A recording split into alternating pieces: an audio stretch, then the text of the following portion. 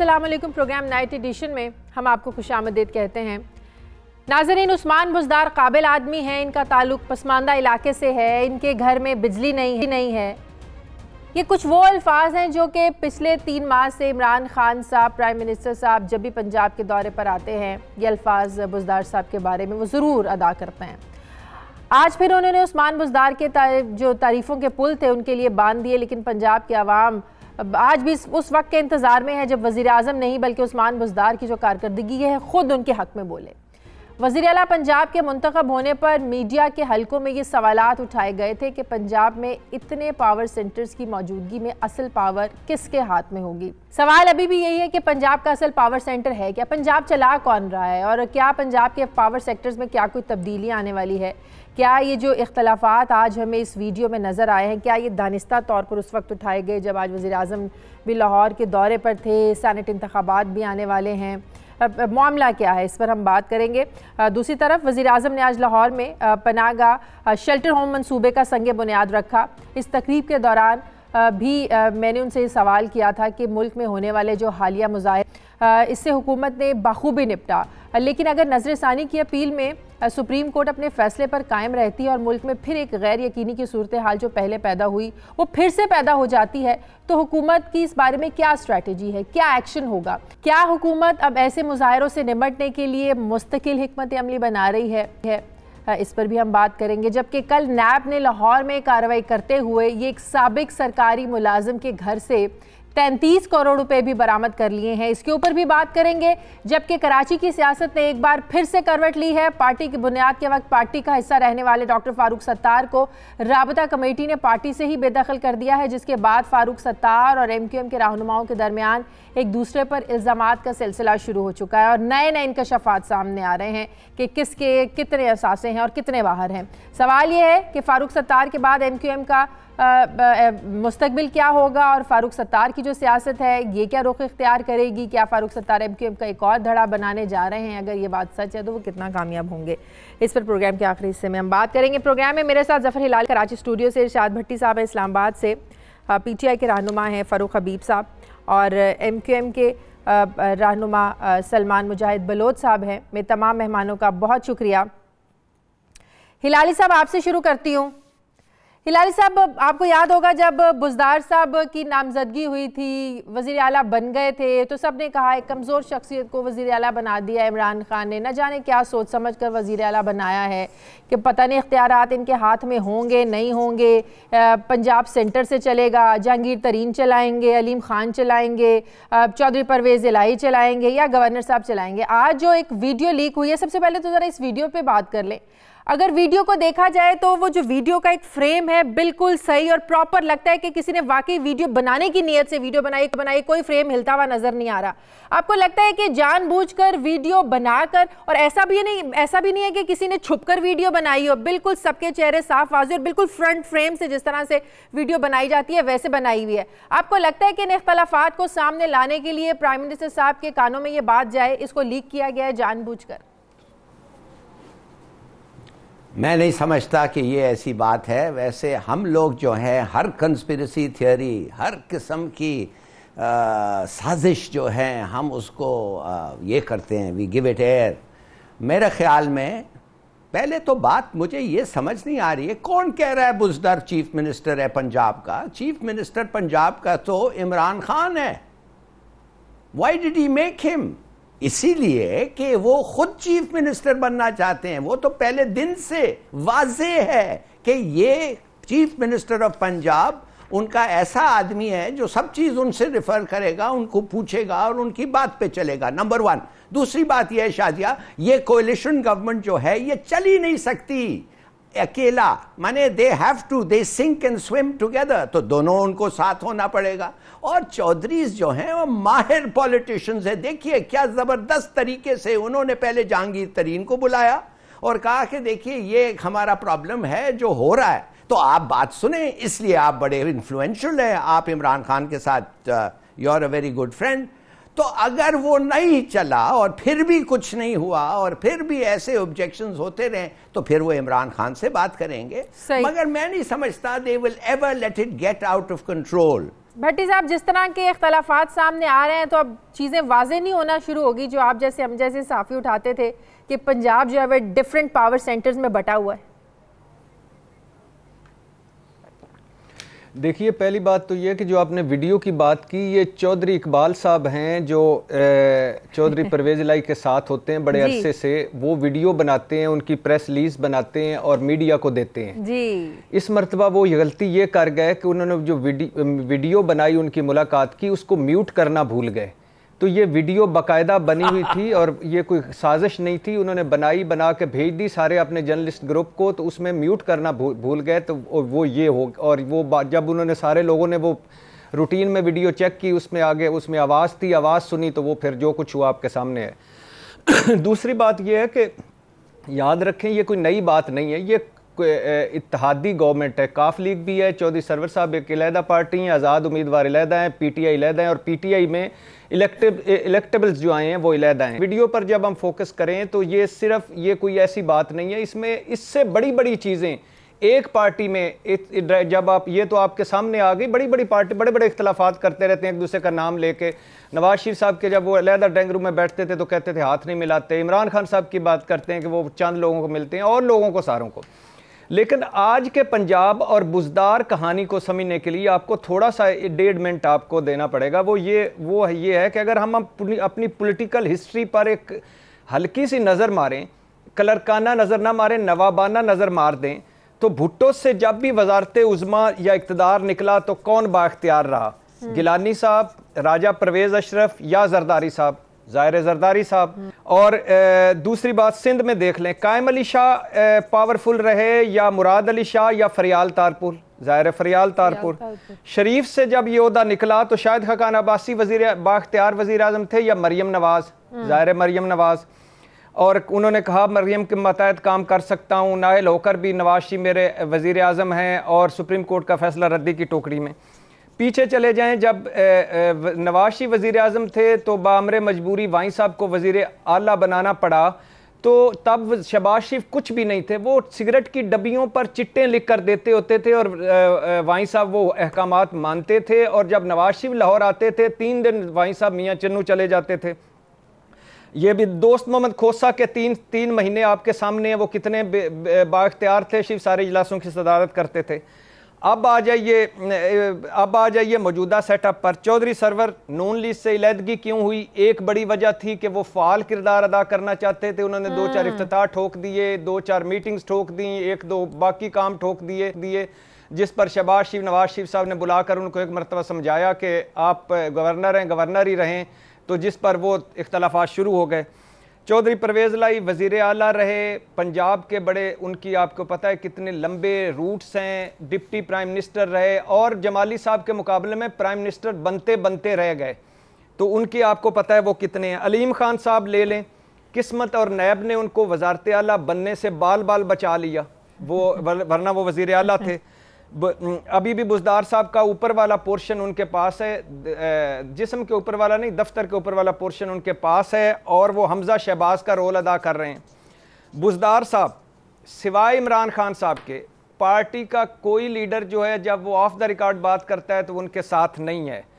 वो साउथ के हैं, थोड़े से हमारे जैसे गरीब घर से हैं, निस्बतन हमसे तो बेहतर हैं, लेकिन गरीब घर से हैं, इस वजह ये भी उनकी एक ड्रॉबैक है। नहीं, तो आपके घर में बिजली है, उनके घर में बिजली नहीं थी। कायम अली शाह हैं, मासूम आदमी है, कैपेबिलिटीज का प्रॉब्लम भी है, लेकिन जब आप इस सेटअप में उनको वाई और कायम अली शाह के तौर पर ट्रीट करते हैं तो थोड़ा सा अभी लोगों को डर होता है इमरान खान का। वरना ये एक हकीकत है कि वो जो चारों पावर सेंटर्स अपनी अपने तौर पे किसी न किसी तरह से वो काम कोशिश कर रहे हैं कि कोई थोड़ा बहुत मेरा, थोड़ा बहुत लेफ्ट, थोड़ा बहुत राइट, लेकिन इमरान खान साहब चूंकि बाकायदा उनको सिंबल ऑफ तब्दीली करार दे चुके हैं, उनके पीछे खड़े हैं जब तक मैं हूँ। पहले लोगों ने सोचा कि शायद ये दोस्त मोहम्मद खोसा साबित होगा, 3 महीने के बाद शाह महमूद कुरैशी साहब की कोशिश थी कि वो एमपीए लड़के आ जाएं, जहांगीर तरीन साहब की कोशिश थी कि वो नायल होने से बच जाएं तो शायद आ जाएं। जब ये सारे ख़त्म हो गए तो फिर इमरान खान साहब जब उनके पीछे खड़े हो गए, लिहाजा इमरान खान साहब को बेहतर जानते हैं वो, अगर उन्होंने वो आज भी उनके पीछे हैं तो कुछ अच्छा ही समझते हैं।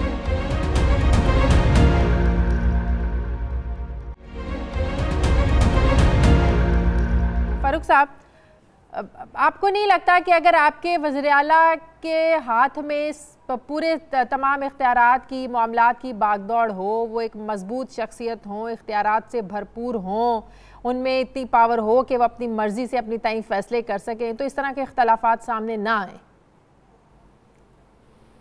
देखिए, मैं समझता हूं कि इख्तलाफात वाली बात मौजूद ही नहीं है सिरे से, और जो हकीकत वो तो ये है कि इस गुजारिश सुन लेना, मैं आ रहा हूँ उसी तरफ। देखें, पाकिस्तान तहरीक इंसाफ के जो चेयरमैन हैं वो इमरान खान हैं और इस मुल्क के मुंतखब प्राइम मिनिस्टर हैं, और उन्होंने फैसला किया और उस्मान बुज़दार साहब को हमारे MPAs ने मुंतखब किया पंजाब का चीफ मिनिस्टर, और वो सूबे के चीफ एग्जेक्टिव हैं। इख्तियारात जो हैं उस सूबे के अंदर उनके पास मौजूद हैं।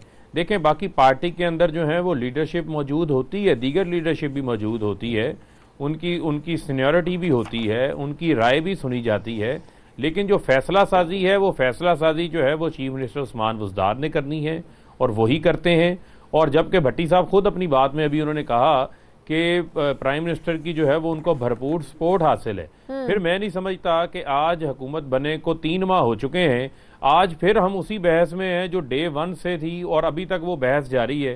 कोई ना कोई बात ऐसी आ आज शुरू हुई क्योंकि वो वीडियो सामने आई है। सुन लेना, आज देखें, बात सुन लेना, आज तारिक बशीर चीमा साहब ने जो बात की वो हमारे इत्तेहादी हैं, एक उन्होंने गिला किया उन्होंने, और गिला हमेशा जो है वो ख़त्म करने के लिए होता है। उनको ये था कि मेरे हलके के अंदर जो है वो इंटरवेंशन हुई है, और अगर हलके, ज़ाहिरी बात है वो हमारे इत्तेहादी हैं, उनके हलके के अंदर पाकिस्तान तहरीक इंसाफ के लोग भी मौजूद हैं जो वहाँ पर काम करते रहे हैं, वर्क करते रहे हैं, और उस लिहाज से उन्होंने अपना गिला किया। और वो अंदरूने बंद कमरे की कोई मीटिंग थी, उसमें से अगर कोई बात बाहर आ गई तो वो मीडिया की जीनत बन गई। चले, मीडिया की जीनत भी बन गई, लेकिन उसके बाद जो है वो बनी क्योंकि मीडिया ये बातें जब से बुज़दार साहब वज़ीर आला बने तो ये करते आ रहे थे कि पंजाब चला कौन रहा है, तो आज वही बात सामने आ गई कि जरा चौधरी सरवर साहब को कंट्रोल करें, आपका वज़ीर आला नहीं चलने देंगे। देखें मीडिया ने तो नहीं लीक की बात नहीं है।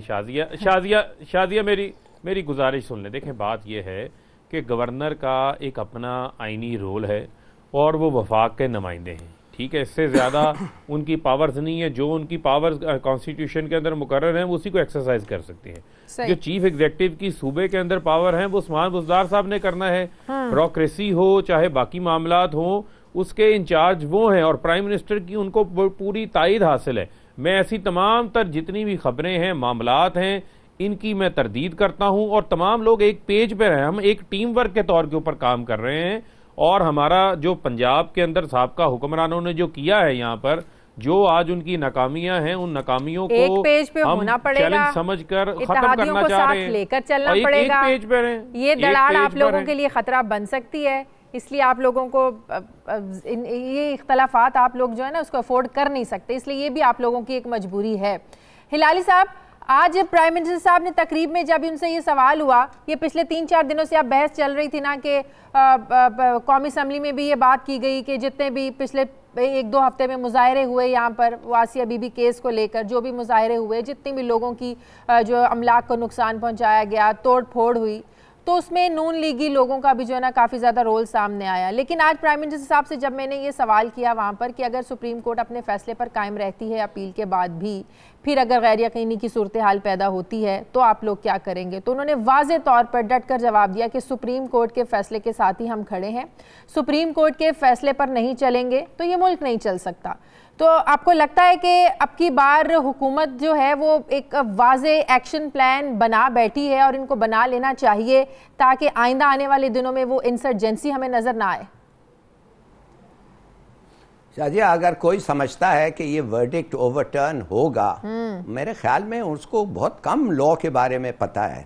2 चीज़ें, पहले तो ये जो रिजवी साहब हैं, इन्होंने कहा कि ये 3 जजेस के सामने ये केस नहीं जाना। भाई ये कौन होते हैं कहने, ये 3 जजेस को बैठना चाहिए एज इट दे विल, और फुल बेंच के, अगर फुल बेंच वो चीफ जस्टिस का डिस्क्रेशन है, अगर सबके सामने जाए सवाल ही नहीं पैदा होता। तो ये जो अगर आपने उनसे पूछा था सवाल, तो मैं कहता हूँ अगर तो बहुत चीज़ें हो सकते हैं। मेरे ख्याल में ये जवाब सही था और बिल्कुल यही एक जवाब वो दे सकता है। क्या माने कि एक रिमोट पॉसिबिलिटी अगर है कि ये डिसीजन ओवरटर्न हो जाए और वो इनोसेंट हो जाए, उसको रिलीज करना पड़े, लेकिन जाहिर नजर सानी की अपील तो उनका हक है ना, वो तो करेंगे, हक है बस। दिस इज, मगर ये एक परफॉर्मा अपील है। कोई आज तक एक लॉयर ने नहीं किया है कि they have even a snowball's chance in hell कि ये जो अपील है ये एक्सेप्ट हो जाए।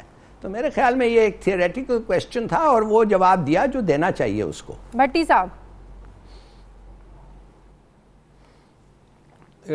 जी बिल्कुल, पहली बात तो ये है कि इसमें कोई शक ही नहीं है कि रसूलुल्लाह सल्लल्लाहु अलैहि वसल्लम पर मेरी, आपकी, हिलाली साहब की, फ़ारूक हबीब साहब की हमारी जानें कुर्बान। दूसरी बात है ये एक आईनी फ़ैसला है, कानूनी फ़ैसला है, कोर्ट का फ़ैसला है, और कोर्ट का फ़ैसला जब आता है तो वो कबूल करना पड़ता है। तीसरी बात यह है कि बिल्कुल हम तो पहले ही तनकीद कर रहे थे कि जब ये आपको पता नहीं था कि ये फ़ैसला आ सकता है तो आपने क्या इक़दामात किए। जब फैसला आ गया तो लोग सारे शहरों से निकल कर पहुँच गए फैज़ाबाद और मुख्तलिफ जगहों पर। फिर आप कहाँ रियासत चली गई।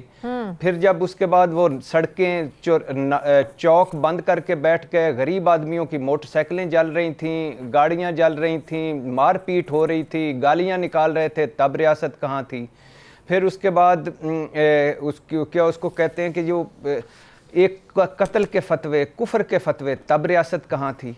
फिर आपने चलो आप बहुत अच्छा किया, ये बड़ा अच्छा, हम इस हक में थे कि जब आप बैठ गए हैं उसके बाद आपको ताकत का इस्तेमाल नहीं करना चाहिए, इंगेज करके उठाना चाहिए। उनको बताना चाहिए कि जजेस भी उतने ही आशिक रसूल हैं या रसूल से मोहब्बत करते हैं जितने आप हैं, और ये मामला वो वाला नहीं है कि किसी इसका हुकूमत में कसूर हो या किसी पार्लियामेंट का या हुकूमत का या किसी और का। चले गए अब उसके बाद, लेकिन ये जो ज़बान इस्तेमाल की गई है इसकी छुट्टी मिलनी चाहिए, नहीं मिलनी चाहिए।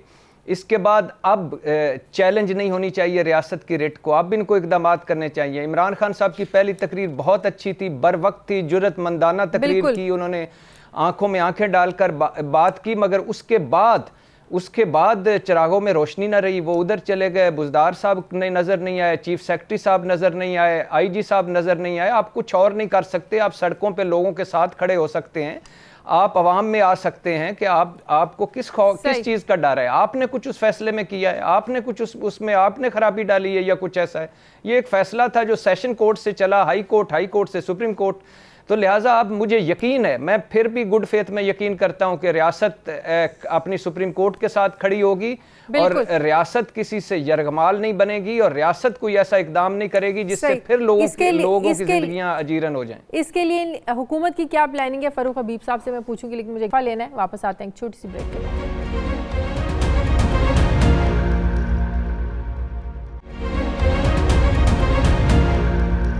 ब्रेक के बाद खुशामदीद जी। फारूक साहब, दोबारा हालात इतनी गैर यकीनी सूरत हाल की तरफ ना जाएं, आप लोगों की क्या प्लानिंग है? देखिए, सबसे पहली बात तो ये है कि हुकूमत इस मामले के ऊपर डे 1 से जो है वो संजीदा है।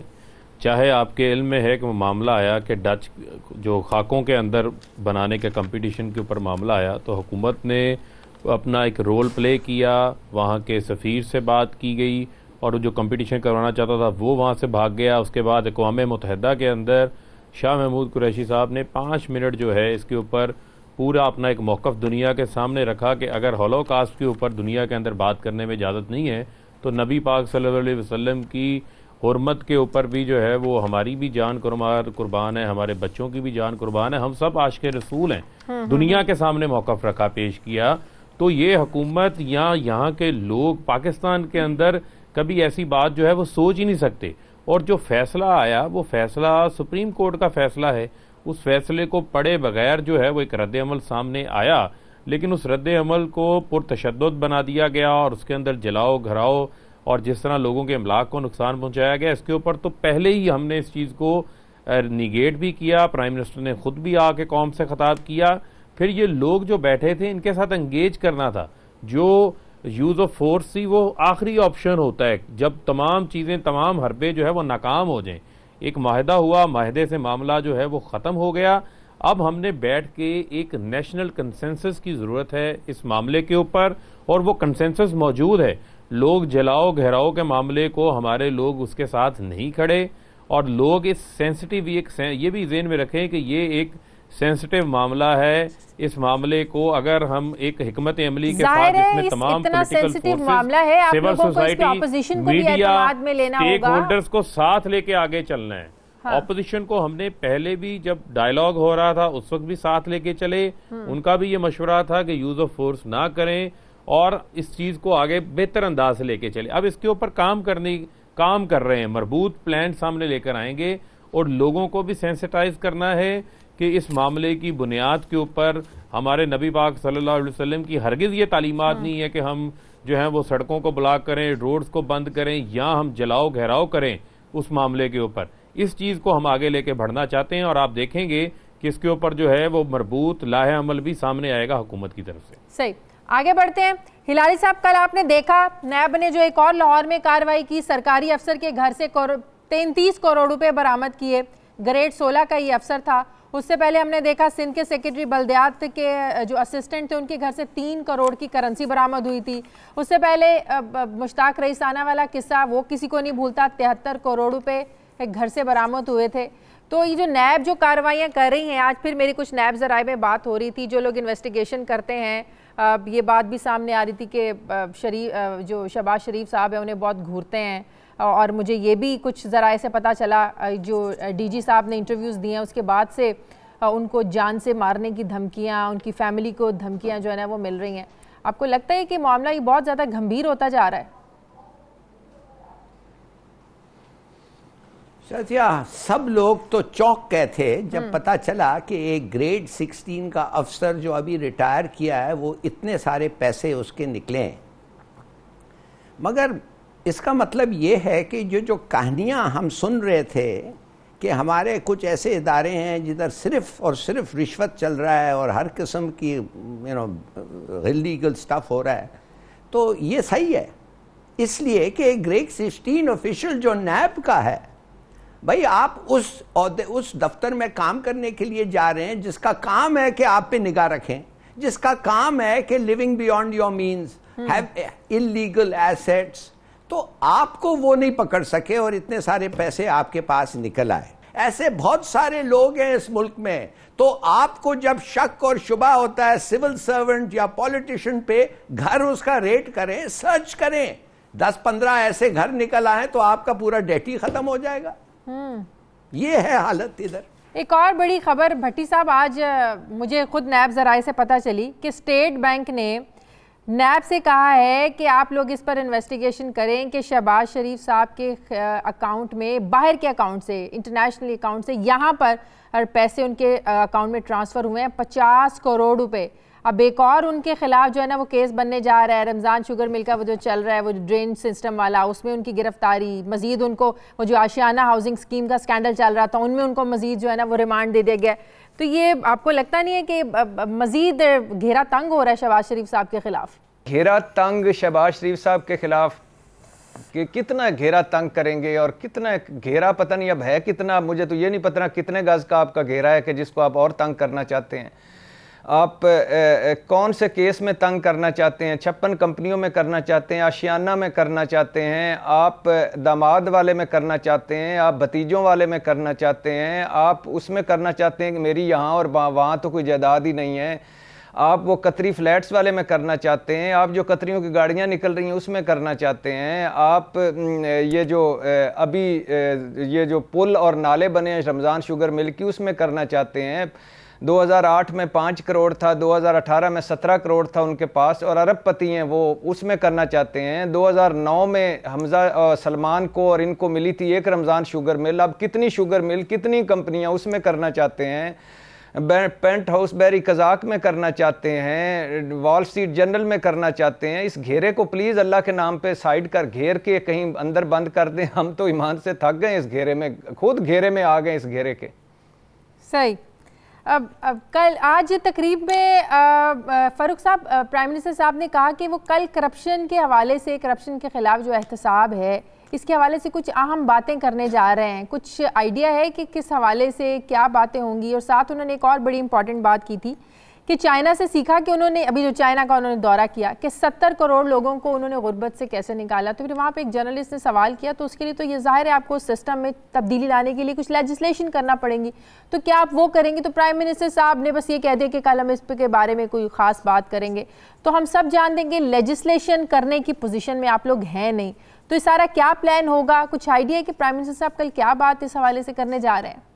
जो प्राइम मिनिस्टर ने बात की कि करप्शन के हवाले से आपके इल्म में है कि एक टास्क फोर्स बनाई गई जो कि एसेट स्टोलन, जो मुल्क से बाहर पैसा लेके गया, उसके ऊपर जो है वो शहजाद अकबर साहब ने जो है वो काफ़ी बड़ी तादाद के अंदर उन्होंने काम किया है और बहुत सारी ऐसी चीज़ें हैं जिसके ऊपर अहम शवाहिद और अहम सबूत जो हैं वो सामने आए हैं हमारे पास। और यकीनन जो है वो प्राइम मिनिस्टर ने अगर आज बात की है इस हवाले से तो बिल्कुल कोई अहम चीज़ें होंगी जिनको वो कल सामने लेकर आएंगे।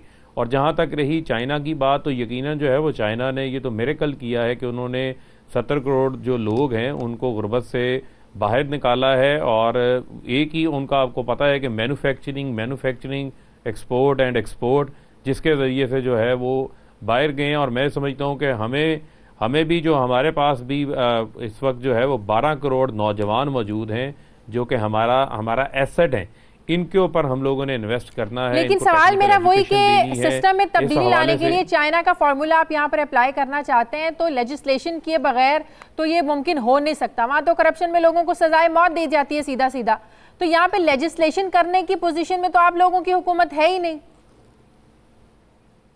देखें, वो एक चैलेंज अपनी जगह के ऊपर जो है वो मौजूद है, लेकिन असल चीज़ ये है कि हुकूमत की जो विल वो मौजूद है।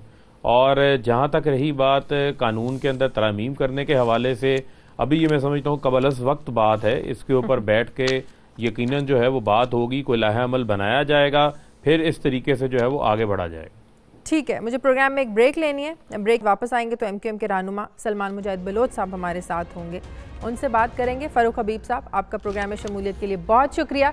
वापस आते हैं एक छोटे से वक्फे के बाद।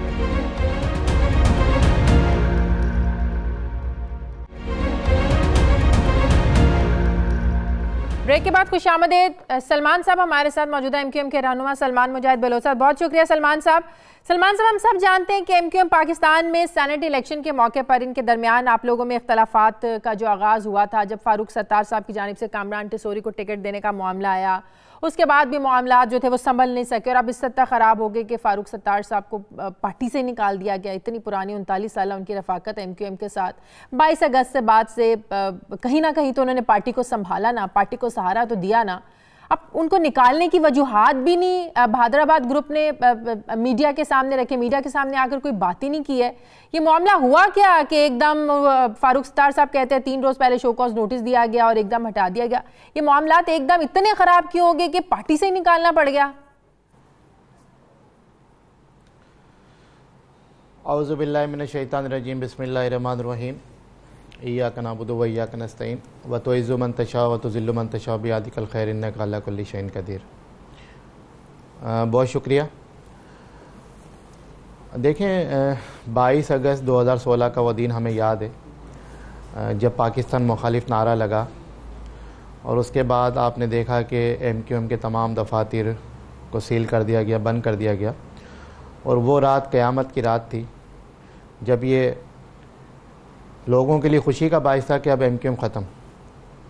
लेकिन हम सलाम करते हैं डॉक्टर फ़ारूक सत्तार साहब को, उनकी क़यादत को, जिन्होंने 23 अगस्त को आके फ्रंट पे आके इस मामले को संभाला और अपने आप को MQM लंदन से डिस्कनेक्ट किया, बानी से डिस्कनेक्ट किया।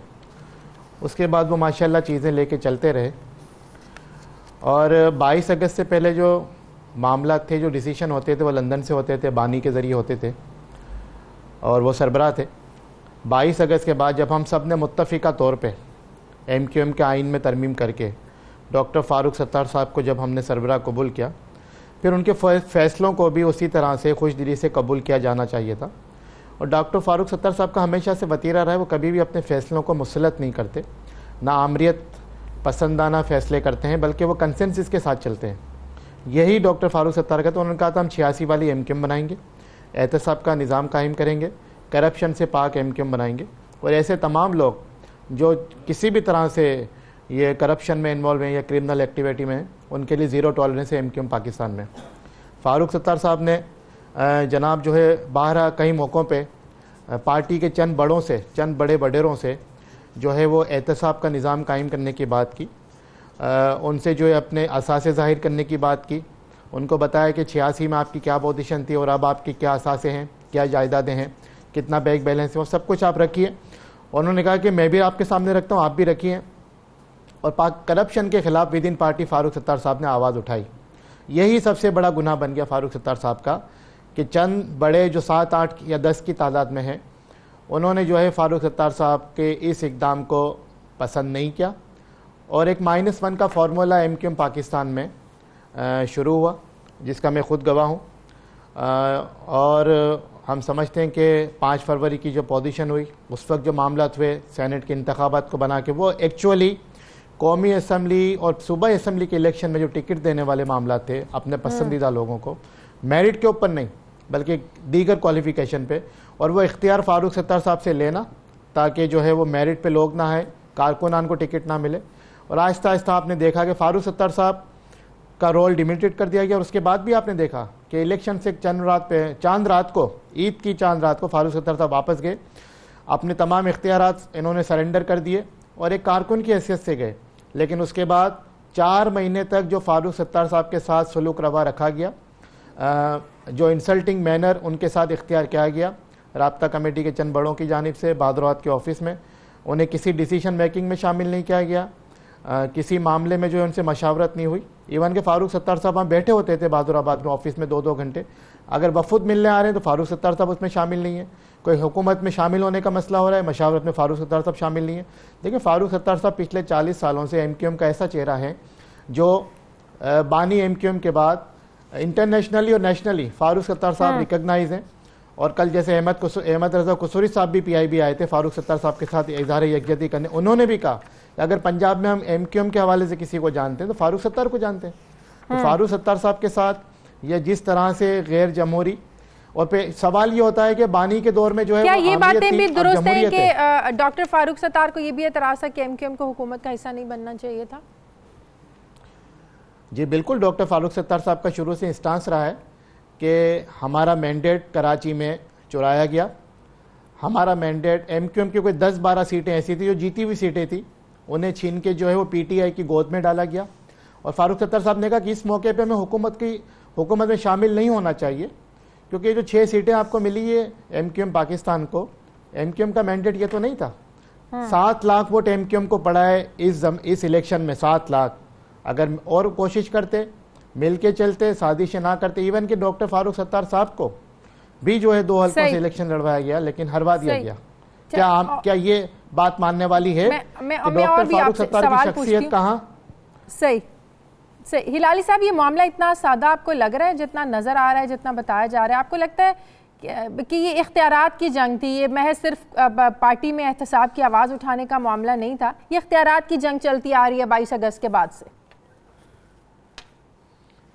शाजिया, अगर हमने इस पे फैसला करना है या कमेंट करना है तो वो जो दूसरा पॉइंट ऑफ व्यू है मकबूल सिद्दीकी साहब का और उन लोगों का, अगर वो हमारे सामने होता तो शायद वो नहीं बात करना चाह रहे ना, वो तो बात ही नहीं करना चाह रहे इस इशू पर कि हमने निकाला क्यों। अच्छा, मगर मैं अगर इस बात पे अगर थोड़ा सा मुख्तलिफ बात मैं कहना चाहता हूँ। मैंने इनका वीडियो देखा है आज बलोच साहब का, और उस वीडियो में बड़े ख़तरनाक चीज़ें कहे गए हैं, माने कि ऐसे चीज़ें कहे गए हैं जो मैं समझता हूँ कि ये एक नेशनल इंटरेस्ट को हर्ट करते हैं, हार्म करते हैं। अगर ये डिक्लेयर ना करें कि भाई ये क्या बातें हैं जो इन्होंने रखा हुआ है, जो वे कहना नहीं चाहते, जब तक दूसरी पार्टी, जब तक वो जो मकबूल सिद्दीकी की पार्टी है, जब तक उन्होंने इल्ज़ाम इनके खिलाफ नहीं लाया। मिसाल के तौर पे एक अटैक हुआ है इज़हारुल हक पे,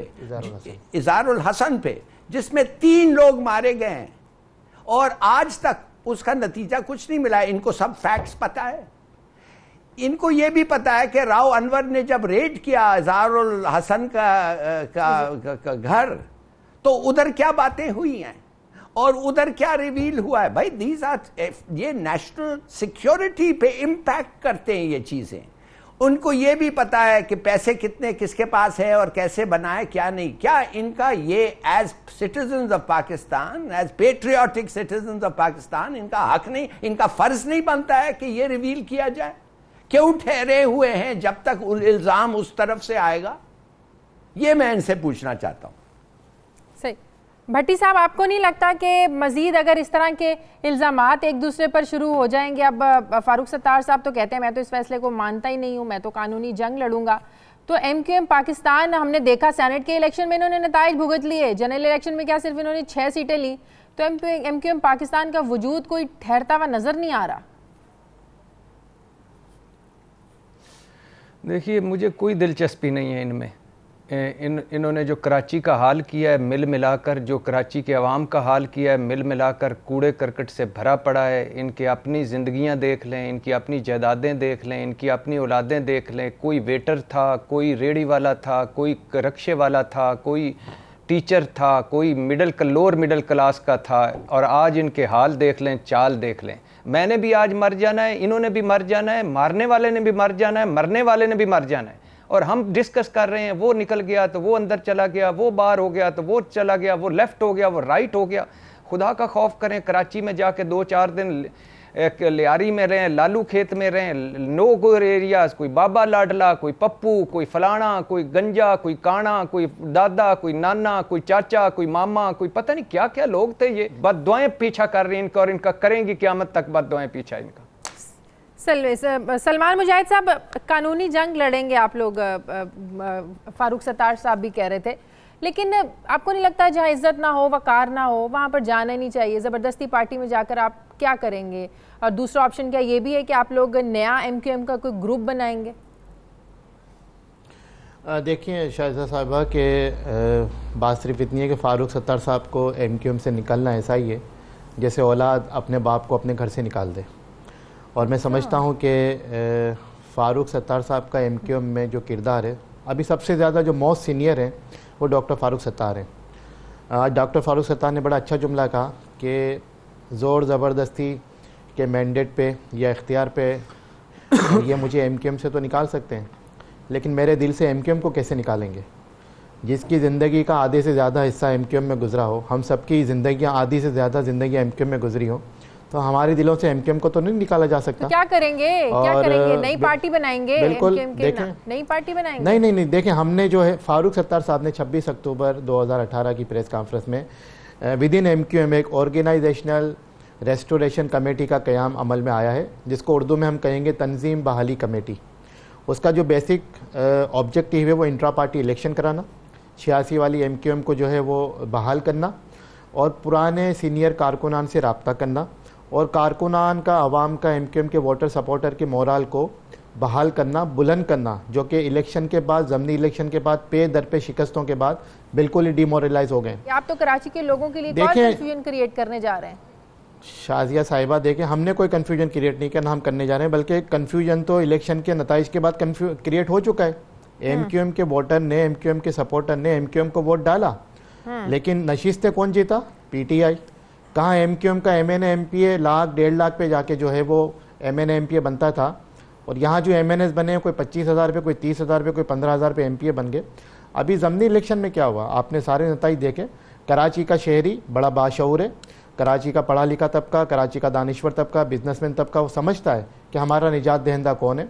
हम समझते हैं कि डॉक्टर फ़ारूक सत्तार साहब की शक्ल में एक क़यादत हमारे पास है।